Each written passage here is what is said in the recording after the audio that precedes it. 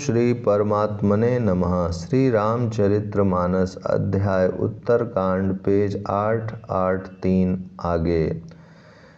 शिव जी सुख पाकर आदर के साथ बोले, हे सती, तुम धन्य हो, तुम्हारी बुद्धि अत्यंत पवित्र है। श्री रघुनाथ जी के चरणों में तुम्हारा कम प्रेम नहीं है, अत्यधिक प्रेम है। अब वह परम पवित्र इतिहास सुनो, जिसे सुनने से सारे लोक के भ्रम नाश हो जाता है तथा श्री राम जी के चरणों में विश्वास उत्पन्न होता है और मनुष्य बिना ही परिश्रम संसार रूपी समुद्र से तर जाता है। पक्षी राज गरुण जी ने भी जाकर काकभूषुंडी जी से पराय ऐसे ही प्रश्न किए थे। हे उमा, मैं वह सब आदर सहित कहूँगा, तुम मन लगाकर सुनो। मैंने जिस प्रकार वह भव जन्म मृत्यु से छुड़ाने वाली कथा सुनी, हे सुमुखी, हे सुलोचनी, वह प्रसंग सुनो। पहले तुम्हारा अवतार दक्ष के घर हुआ था, तब तुम्हारा नाम सती था। दक्ष के यज्ञ में तुम्हारा अपमान हुआ, तब तुमने अत्यंत क्रोध करके प्राण त्याग दिए थे और फिर मेरे सेवकों ने यज्ञ विध्वंस कर दिया था। वह सारा प्रसंग तुम जानती ही हो। तब मेरे मन में बड़ा सोच हुआ और हे प्रिय, मैं तुम्हारे वियोग से दुखी हो गया। मैं विरक्त भाव से सुंदर वन, पर्वत, नदी और तालाबों का कौतुक दृश्य देखता फिरता था। सुमेरु पर्वत की उत्तर दिशा में और भी दूर एक बहुत ही सुंदर नील पर्वत है। उसके सुंदर स्वर्णमय शिखर हैं। उनमें से 4 सुंदर शिखर मेरे मन को बहुत ही अच्छे लगे। उन शिखरों में एक एक पर बरगद, पीपल, पाकर और आम का एक एक विशाल वृक्ष है। पर्वत के ऊपर एक सुंदर तालाब शोभित है, जिसकी मणियों की सीढ़ियाँ देखकर मन मोहित हो जाता है। उसका जल शीतल, निर्मल और मीठा है। उसमें रंग बिरंगे बहुत से कमल खिले हुए हैं। हंसगण मधुर स्वर से बोल रहे हैं और भंवरे सुंदर गुंजार कर रहे हैं। उस सुंदर पर्वत पर वही पक्षी काकभूषुंडी बसता है। उसका नाश कल्प के अंत में भी नहीं होता। माया रचित अनेकों गुण दोष, मोह, काम आदि अविवेक जो सारे जगत में छा रहे हैं, उस पर्वत के पास भी कभी नहीं फटकते। वहाँ बसकर जिस प्रकार वह काक हरि को भजता है, हे उमा, उसे प्रेम सहित सुनो। वह पीपल के वृक्ष के नीचे ध्यान धरता है, पाकर के नीचे जप यज्ञ करता है, आम की छाया में मानसिक पूजा करता है। श्री हरि के भजन को छोड़कर उसे दूसरा कोई काम नहीं है। बरगद के नीचे वह श्री हरि की कथाओं के प्रसंग करता है।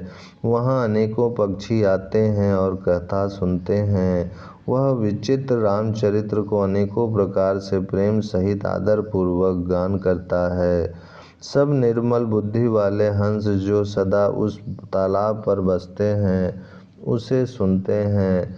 जब मैंने वहाँ जाकर यह कौतुक दृश्य देखा, तब मेरे हृदय में विशेष आनंद उत्पन्न हुआ।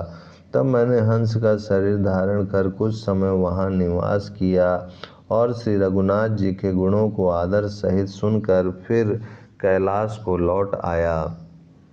हे गिरिजे, मैंने वह सब इतिहास कहा कि जिस समय मैं काकभूषुंडी के पास गया था।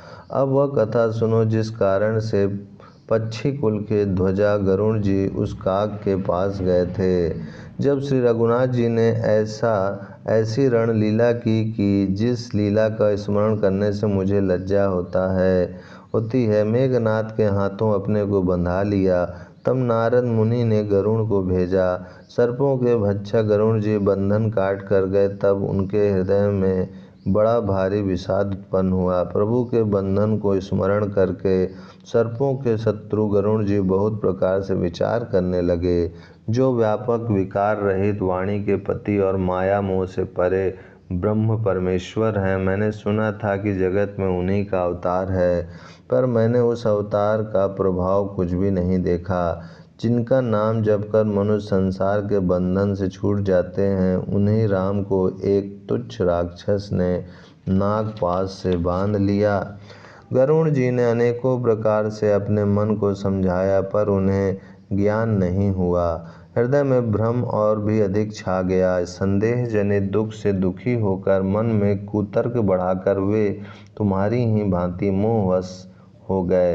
व्याकुल होकर वे देव ऋषि नारद जी के पास गए और मन में जो संदेह था वह उनसे कहा।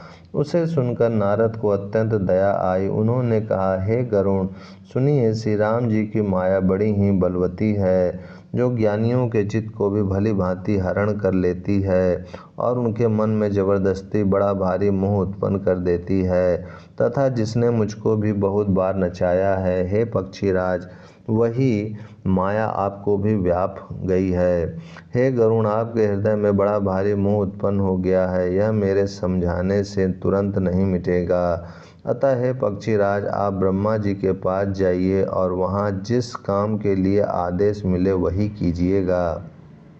ऐसा कहकर परम सुजान देव ऋषि नारद जी श्री राम जी का गुणगान करते हुए और बारंबार श्री हरि की माया का बल वर्णन करते हुए चले। तब पक्षीराज गरुण ब्रह्मा जी के पास गए और अपना संदेह उन्हें कह सुनाया। उसे सुनकर ब्रह्मा जी ने श्री रामचंद्र जी को सिर नवाया और उनके प्रताप को समझकर उनके अत्यंत प्रेम छा गया। ब्रह्मा जी मन में विचार करने लगे कि कवि, कोविद और ज्ञानी सभी माया के वश हैं। भगवान की माया का प्रभाव असीम है, जिसने मुझ तक को अनेकों बार नचाया है। यह सारा चराचर जगत तो मेरा रचा हुआ है। जब मैं ही मायावश नाचने लगता हूँ तब पक्षीराज गरुण को मोह होना कोई आश्चर्य की बात नहीं है।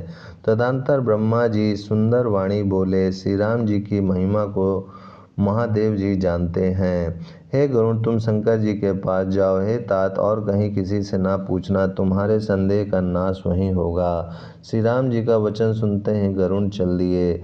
तब बड़ी आतुरता उतावली से पक्षीराज गरुण मेरे पास आए। हे उमा, उस समय मैं कुबेर के घर जा रहा था और तुम कैलाश पर थी।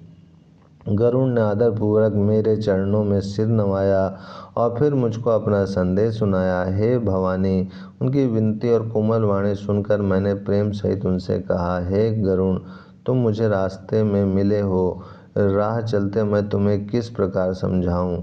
सब संदेहों का तो तभी नाश हो जब दीर्घ काल तक सत्संग किया जाए और वहाँ सत्संग में सुंदर हरि कथा सुनी जाए, जिसे मुनियों ने अनेकों प्रकार से गाया है और जिसके आदि मध्य और अंत में भगवान श्री रामचंद्र जी ही प्रतिपाद्य हैं, प्रभु हैं। हे भाई, जहाँ प्रतिदिन हरि कथा होती है तुमको मैं वहीं भेजता हूँ, तुम जाकर उसे सुनो। उसे सुनते ही तुम्हारा सब संदेह दूर हो जाएगा और तुम्हें श्री राम जी के चरणों में अत्यंत प्रेम होगा। सत्संग के बिना हरि की कथा सुनने को नहीं मिलती, उसके बिना मोह नहीं भागता और मोह के गए बिना श्री राम जी के चरणों में दृढ़ अचल प्रेम नहीं होता। बिना प्रेम के केवल योग, तप, ज्ञान और वैराग आदि के करने से श्री रघुनाथ जी नहीं मिलते। अतएव तुम सत्संग के लिए वहाँ जाओ जहाँ उत्तर दिशा में एक सुंदर नील पर्वत है। वहाँ परम सुशील काकभुसुंडी जी रहते हैं। वे राम भक्ति के मार्ग में परम प्रवीण हैं, ज्ञानी हैं, गुणों के धाम हैं और बहुत काल के हैं। वे निरंतर श्री राम जी की कथा कहते रहते हैं, जिसे भांति भांति के श्रेष्ठ पक्षी आदर सहित सुनते हैं। वहाँ जाकर श्री हरि के गुण समूहों को सुनो। उनके सुनने से मोह से उत्पन्न तुम्हारा दुख दूर हो जाएगा। मैंने उसे जब सब समझाकर कहा तब वह मेरे चरणों में सिर नवाकर हर्षित होकर चला गया। हे उमा, मैंने उसको इसलिए नहीं समझाया कि मैं श्री रघुनाथ जी की कृपा से उसका मर्म भेद पा गया था। उसने कभी अभिमान किया होगा, जिसको कृपा निदान श्री राम जी नष्ट करना चाहते हैं। फिर कुछ इस कारण भी मैंने उसको अपने पास नहीं रखा कि पक्षी पक्षी की ही बोली समझते हैं। हे भवानी, प्रभु की माया बड़ी ही बलवती है। ऐसा कौन ज्ञानी है जिसे वह ना मोह ले। जो ज्ञानियों में और भक्तों में शिरोमणि हैं एवं त्रिभुवनपति भगवान के वाहन हैं, उन गरुण को भी माया ने मोह लिया। फिर भी नीच मनुष्य मूर्खतावश घमंड किया करते हैं। ओम शांति शांति शांति।